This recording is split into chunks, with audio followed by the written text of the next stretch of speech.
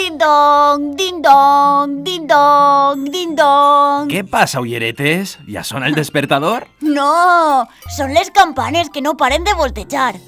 Din dong, din dong, din dong. És que avui he estat en casa de la iaia i com viu prop de l'església les he escoltat i m'ha dit que sonen tots els dies. Din dong, din dong, din dong. Clar, a més, ulleretes, t'agradarà saber que hi ha un poble anomenat Albaida on les campanes les fan sonar manualment des de vora 800 anys. Hola, 800 anys? Mira, Albaida porta des del segle XIII tocant les campanes de forma manual, tots els dies.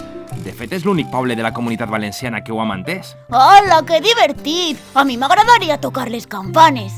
No és fàcil, ulleretes? Tenint en compte que les campanes són instruments musicals i tenen moltes regles i normes.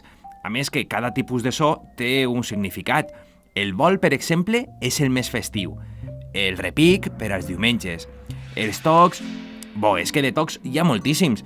A més, s'ha de tindre molta força per poder tocar-les. I qui les toca? Els campaners. Ah. A més, en Albaida hi ha una escola per aprendre a tocar-les. I hi ha xiquets de la teua edat que seran els futurs campaners del poble.